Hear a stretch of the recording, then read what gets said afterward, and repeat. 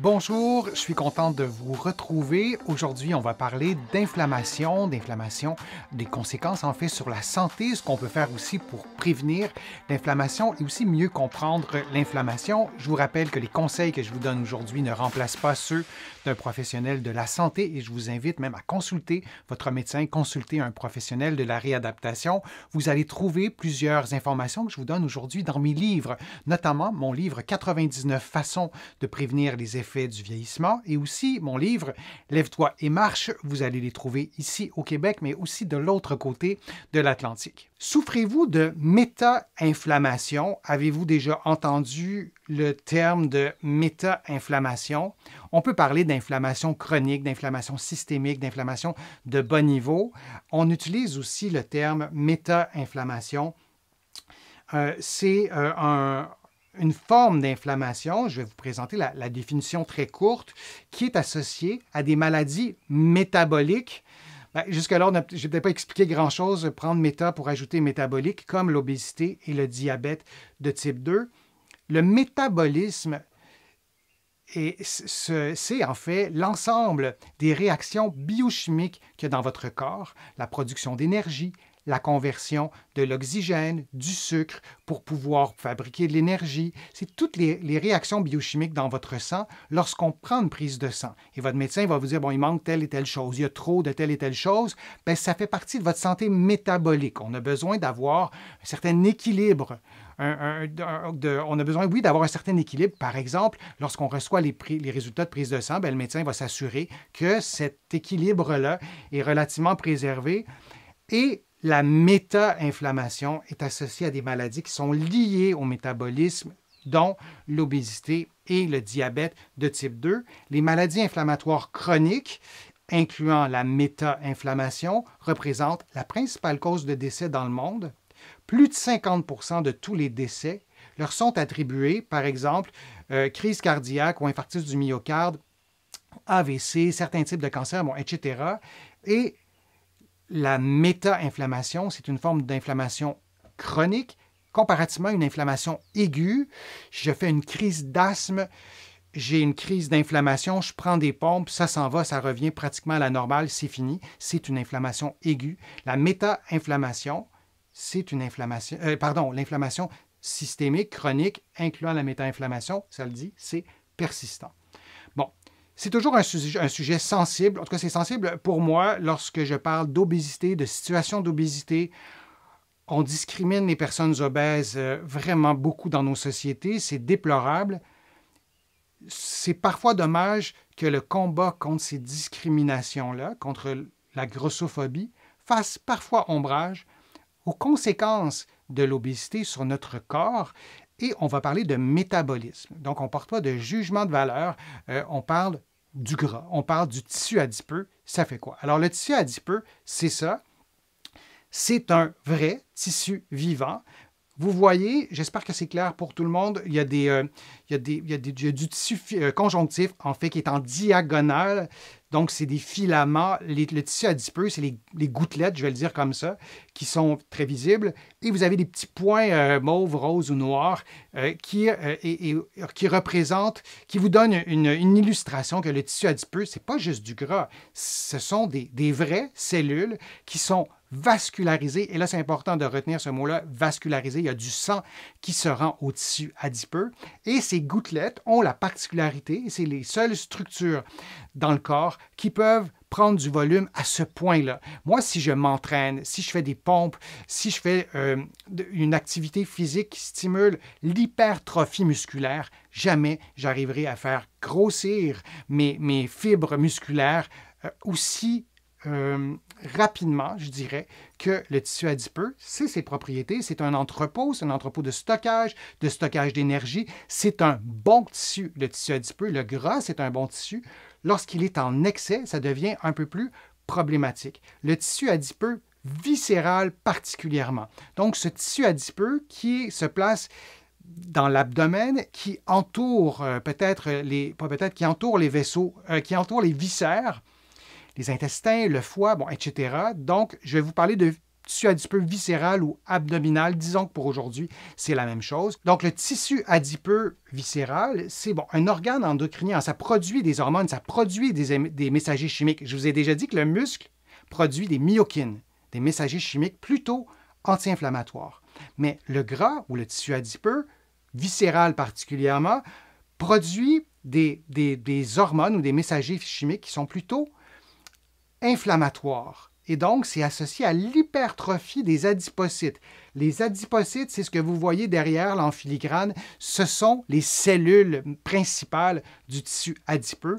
La gouttelette de gras est dans l'adipocyte, disons. Et donc, c'est cette augmentation-là de volume fera en sorte de coincer, de comprimer les vaisseaux sanguins du tissu adipeux. Et lorsqu'on comprime des vaisseaux sanguins, il y a des bouts du tissu qui vont être mal ou pas vascularisés et il y aura une mort cellulaire, je le résume un peu.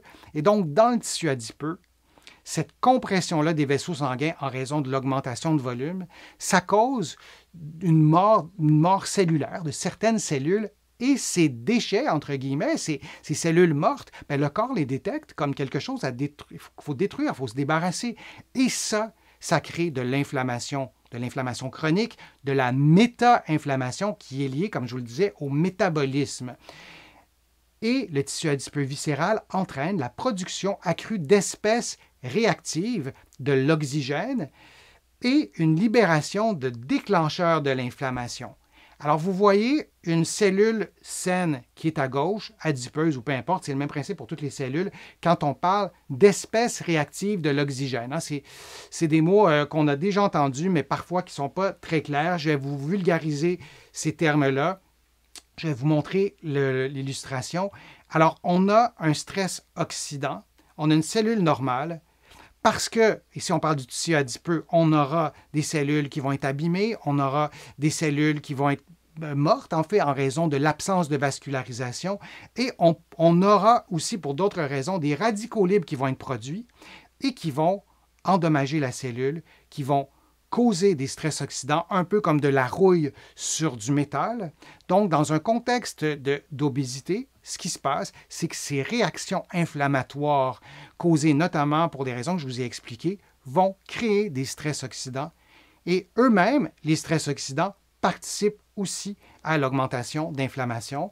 Donc, ça conduit à l'infiltration de diverses cellules immunitaires dans le tissu adipeux, notamment celui qui est à l'abdomen. Et ces cellules, comme je le disais, amplifient l'inflammation qui peut éventuellement devenir chronique et systémique. Et là, ça a des dommages sur plusieurs éléments. Je vous en ai déjà parlé, vous allez trouver sur ma chaîne des explications sur l'inflammation chronique, mais de toute catégorie, mais si on revient à la méta-inflammation dans un contexte, par exemple, d'obésité, ça vous donne une explication sur les raisons pour lesquelles ce tissu adipeux coince les vaisseaux sanguins. Il y a des cellules qui vont être blessées, qui vont être tuées, pour le dire comme ça, et qui vont déclencher, les restes de ces cellules vont déclencher des processus inflammatoires. Je vous rappelle les deux déclencheurs des processus inflammatoires, je vous en ai déjà parlé.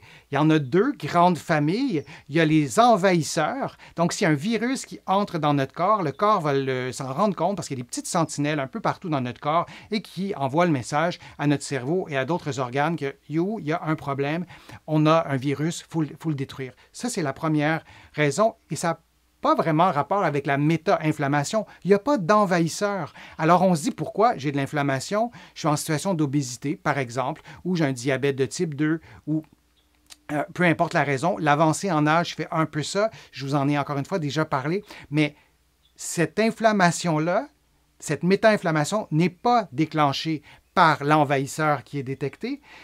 Elle est déclenchée par la deuxième catégorie de déclencheurs. Ce sont les dommages causés. Et là, on voit qu'il y a du dommage causé à certaines cellules adipeuses parce qu'elles sont mal oxygénées en raison du sang, de la vascularisation qui est moins bonne. Donc, les molécules liées aux dommages tissulaires sont repérées par les cellules sentinelles et ces lésions peuvent être détectées par des signes physiques, chimiques ou métaboliques. Il y a plusieurs, c'est vraiment très complexe, mais c'est une des familles. Et les déclencheurs de la méta-inflammation pourraient potentiellement inclure ce que je vais vous présenter. Et là, ce que je vous présente, ça peut être des outils pour vous aider à réduire la méta-inflammation. Si on revient aux situations d'obésité, il n'y a pas que les situations d'obésité qui sont associées à la méta-inflammation, mais ça peut nous aider de façon plus concrète, peut-être nous motiver en comprenant mieux ce qui se passe, à changer peut-être certaines habitudes de vie. Le régime alimentaire, donc régime alimentaire dans le sens d'alimentation en général, il y a des types d'alimentation qui vont déclencher davantage de l'inflammation.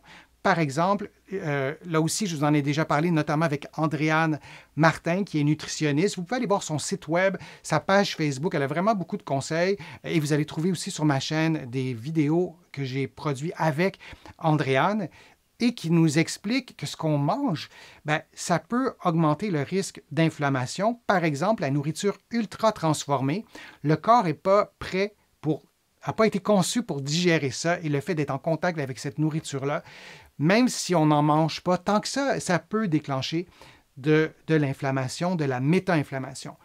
D'autres éléments auxquels on pense moins. Une utilisation excessive d'antibiotiques peut avoir un lien avec la méta-inflammation. L'utilisation excessive d'anti-inflammatoires non stéroïdiens. On parle beaucoup d'anti-inflammatoires dans mon travail de physiothérapeute ou kinésithérapeute de l'autre côté de l'Atlantique. On réfléchit beaucoup aux effets ou à l'efficacité ou à l'inefficacité dans tel et tel contexte des anti-inflammatoires. Quand on en prend longtemps, on s'intéresse aussi aux effets sur le cœur. Et là, quand on discute de ça avec des professionnels de la santé, il y a beaucoup d'opinions, même dans les articles qu'on lit, mais on devrait aussi s'y intéresser en lien avec le risque d'inflammation. Et il y a des bonnes études qui ont été publiées et il y en aura encore sûrement de nouvelles qui ajouteront aussi des éléments d'information. L'utilisation excessive d'inhibiteurs de la pompe à protons. Est-ce que vous connaissez ce que sont les inhibiteurs de la pompe à protons? C'est un terme qui est vraiment pas, pour prendre un anglicisme, user-friendly. Ça ne nous explique pas ce que c'est. En fait, ce sont les antiacides qu'on va prendre, qu'on nous prescrit aussi. Et ces médicaments-là ne sont pas faits pour être utilisés longtemps. Et il y a vraiment beaucoup de personnes qui les utilisent encore longtemps et qui se les voient encore prescrire durant de très longues périodes. Et ça peut augmenter le risque de méta-inflammation. C'est peut-être votre cas. Et l'absence d'exposition microbienne induite par une hygiène excessive et un contact réduit avec les animaux et les sols naturels peut aussi augmenter le risque de méta-inflammation. Évidemment, ces données-là sortent de mon champ de compétences. Comme physiothérapeute, je ne vais pas, auprès d'un patient, intervenir et l'évaluer et le traiter en lien avec ça. Par contre, c'est intéressant d'avoir ces informations-là, de les transmettre à nos patients et de vous les transmettre et vous les utilisez. Vous vous en servez, peut-être même pour motiver certaines démarches que vous pourriez faire auprès de votre médecin, certaines démarches que vous pourriez faire auprès de vos habitudes de vie, en changeant des habitudes de vie, par exemple. C'est pour ça que je vous les présente. Quelques caractéristiques d'un régime alimentaire favorable à la méta-inflammation. Je voulais rentrer un petit peu plus dans les détails. Pauvre en fruits et en légumes. Dans les fruits et légumes, il y a notamment des fibres. Et les fibres, c'est bon pour votre intestin. Et quand vous avez un niveau de fibres suffisant, ça vous protège, disons, de l'inflammation. Peut-être que mon explication est un peu grossière, mais dans l'essentiel, c'est ce qui se passe. Et par rapport à l'alimentation, d'autres aliments riches en fibres et en prébiotiques. Dans notre corps, on a des bactéries, je vais vraiment vous le résumer beaucoup, mais on a des bactéries. Et nos bactéries, elles, dans notre corps, elles s'alimentent avec quelque chose. Pour vivre, elles ont besoin de certains aliments. Et ces aliments-là, c'est les aliments prébiotiques. Donc, les fruits et légumes en contiennent. Et si on a une alimentation pauvre en tout ça, ça augmente le risque de méta-inflammation. Riche en céréales raffinées et en alcool, même chose, augmente le risque, et riche en aliments ultra transformés, en particulier ceux contenant des émulsifiants, les additifs alimentaires utilisés pour stabiliser des mélanges. Par exemple, les pâtisseries industrielles en contiennent beaucoup, notamment, mais on peut en consommer vraiment beaucoup lorsqu'on prend beaucoup d'aliments ultra transformés. Donc, tout ça augmente le risque de méta-inflammation. Donc, si on en consomme moins, on diminue notre risque de méta-inflammation. Il existe vraiment un équilibre complexe dans l'écosystème intestinal. les nutritionnistes sont experts et expertes pour nous expliquer tout ça, pour nous aider à utiliser ces notions-là pour prendre soin de notre santé. Et s'il est perturbé, l'écosystème intestinal, cela peut compromettre sa fonction et son intégrité. Et à son tour, il y a vraiment une spirale négative, provoquer une inflammation chronique et systémique. Donc, la méta-inflammation, c'est lié à ce qui se passe dans notre sang, dans les échanges biochimiques, et ne serait-ce que par nos comportements, nos habitudes de vie, on peut avoir un effet vraiment positif pour diminuer le risque de méta-inflammation et peut-être se prémunir aussi contre plusieurs problèmes de santé. Je vous remercie d'avoir été là, d'avoir assisté à ces contenus que je vous présente. Ça me fait toujours plaisir de le faire. Vous pouvez contribuer à mes plateformes. Vous le savez, vos contributions sont essentielles à la survie de mes plateformes et ça me fait plaisir de vous présenter ces contenus. Vous pouvez contribuer en cliquant sur le petit cœur sur YouTube. Dans plusieurs pays, en tout cas, on peut le faire. Ce n'est pas universel. Vous pouvez aussi faire une contribution en visitant mon site web, le www.denisfortier.ca. Vous allez aussi pouvoir vous abonner gratuitement à l'infolettre sur mon site web et aussi à des courriels thématiques qui vous donnent des informations par courriel sur des sujets précis. Tout ça est gratuit, évidemment, et vous allez pouvoir, dans mes livres, trouver beaucoup d'informations sur différents sujets, mais entre autres sur l'inflammation, sur des stratégies pour diminuer l'inflammation, dans mes livres qui sont partout au Canada, en librairie et sur le web, et aussi de l'autre côté de l'Atlantique, j'ai le bonheur que mes livres soient publiés et diffusés aussi en France et ailleurs. Donc, vous allez pouvoir les trouver de ce côté-là. Et prenez soin de vous. J'espère que mes conseils vous ont aidé à prendre soin de votre santé, à vous motiver peut-être. Et je vous dis à une prochaine vidéo, à un prochain direct. À bientôt.